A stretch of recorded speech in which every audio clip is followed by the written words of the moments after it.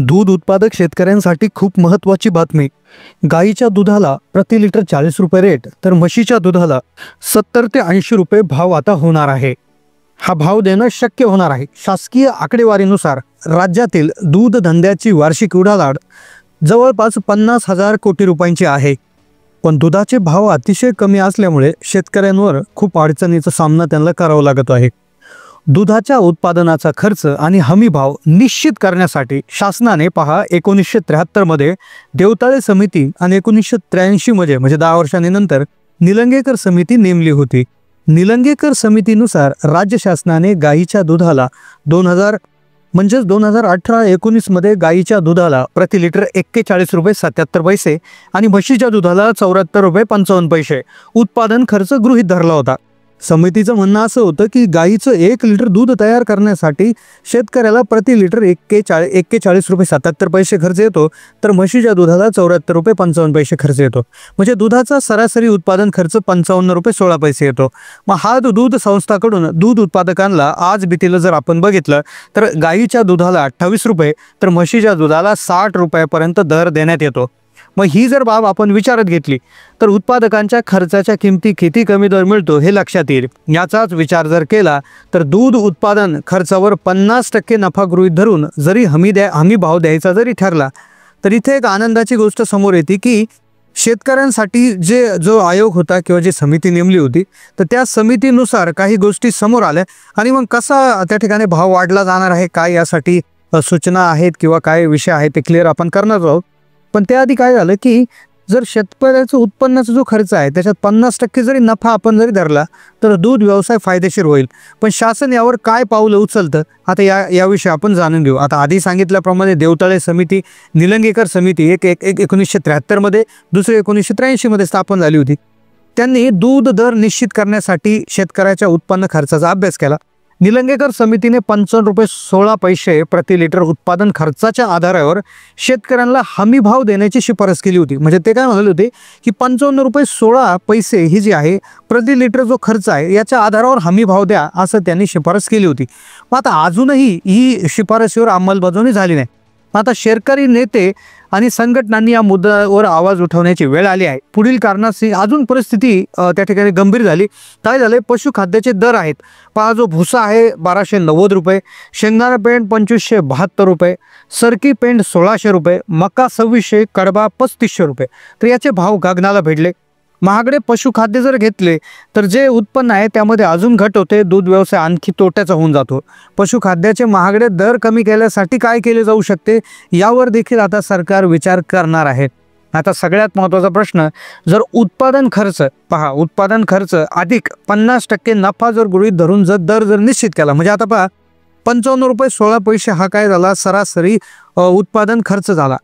मग 55 रुपये 16 पैशाचा 50% आपण वरती नफा धरला म्हणजे 55 रुपये, तर साधारणपणे गाईच्या दुधाला 40 ते 45 रुपये प्रति लिटरचा रेट त्या ठिकाणी आहे. म्हशीच्या दुधाला 70 ते 80 रुपये प्रति लिटरचा रेट जो आहे तो जर मिळाला तर शेतकऱ्यांना साठी शेतीमधला जो दुधाच्या संदर्भातला संघर्ष आहे त्यांचे प्रॉब्लेम्स दूर होतील.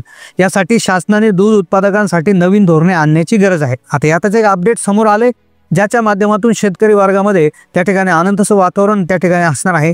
आता दूध दर वाढवण्याबरोबर इतर राज्यांची उदाहरणं काय सांगतात, इतर राज्यामध्ये काय परिस्थिती आहे ते पाहूयात. आता एकदा गुजरात, पंजाब यासारख्या राज्यांमध्ये दूध उत्पादकांना जास्त दर मिळतो. तिथे जे दूध उत्पादक शेतकरी आहेत त्यांना जास्त दर मिळतो. महाराष्ट्रातील शेतकऱ्यांना असाच दर मिळावा यासाठी धोरणात्मक बदल गरजेचा आहे. आता पहा, शासन अनुदानाऐवजी सरसकट दर पद्धत स्वीकारेल का? जर आता पहा, महाराष्ट्र सरकारने अनुदान जे आहे ते जाहीर केलं होतं 5-5 रुपये अनुदान. पण आता मग जर सरसकट दर जर स्वीकारलं तर ते होऊ शकतं का? तर यासाठी शेतकरी संघटन आणि नेत्यांनी एकत्र येऊन दूध दर निश्चित करण्याची मागणी करावी. 1973 आणि 1983 जी शिफारस केली होती तर ही जी आहे तर याच्यानुसार त्या ठिकाणी अंमलबजावणी करावी असं सरकारला त्या ठिकाणी मागणी ही ते करू शकतात.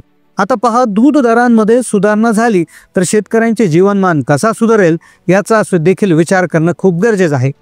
आता दुधाला जर योग्य दर मिळाला तर शेतकरी नक्कीच स्वयंपूर्ण होऊ शकतील आणि आता नेमकं मग दुधाचं काय होणार, कारण की काय आलं, हे जे अहवाल होते किंवा ज्या समित्या नेमल्या होत्या ते 1973 आणि त्यानंतर 83 मध्ये, आता जवळपास 20 ते 30 वर्ष 40 वर्ष त्या ठिकाणी उलटून गेलेले आहेत.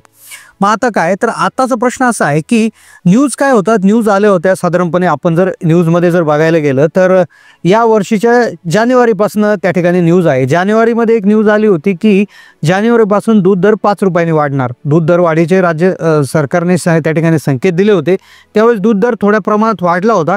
त्यानंतर दुसरा जो त्या ठिकाणी आला तर एक जवळपास 1 महिन्यापूर्वी म्हणजे दिवाळीच्या दरम्यान एक त्या ठिकाणी न्यूज आली होती, ज्यामध्ये कोल्हापूर जिल्हा सहकारी दूध उत्पादक संघातर्फे म्हणजे गोकुळच्या अंतर्गत म्हैस व गाय अंतिम दूध दर फरकापोटी 113 कोटी 66 लाख रुपयाची रक्कम प्राथमिक दूध संस्थांच्या बँक खात्यावर शुक्रवारी जमा करण्यात येणार. मग यामध्ये फरकच दिला होता, ही एक न्यूज होती.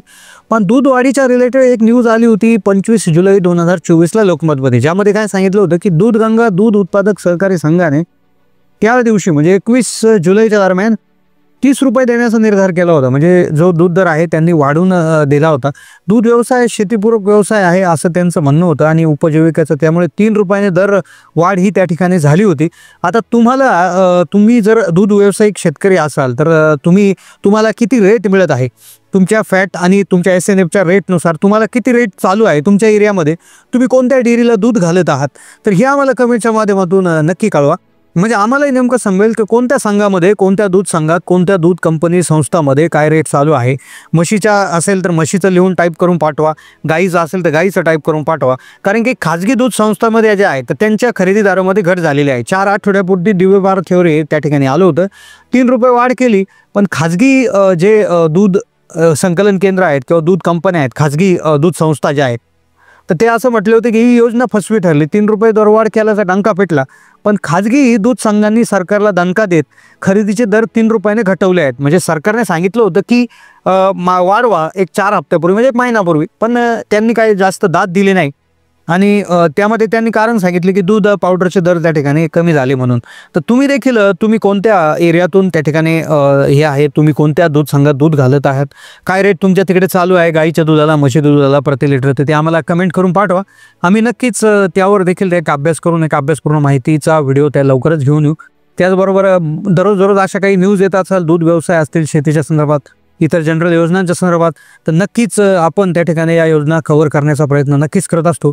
तर नक्कीच आपण आशा करूयात की येणारं जे मतदान आहे, मतदान झाल्याचा निकाल लागल्यानंतर ज्यावेळेस मंत्रिमंडळ स्थापन होईल तर त्यावर नक्कीच शेतकऱ्यांसाठी दोन्ही जे सरकार आहे, कुठले सरकार स्थापन होऊ द्या, दोन्ही जे सरकार आहे तर ते शेतकऱ्यांसाठी खूप अनुकूल आहे. तर जेणेकरून आपल्याला आपण आशा करू शकतो की नक्कीच दूध दर जो आहे तो आपल्याला वाढलेला बघायला मिळेल आणि शेतकरी नक्कीच त्यामुळे नक्कीच आनंदित होऊ शकता, अशा आपण आशा करूयात. धन्यवाद.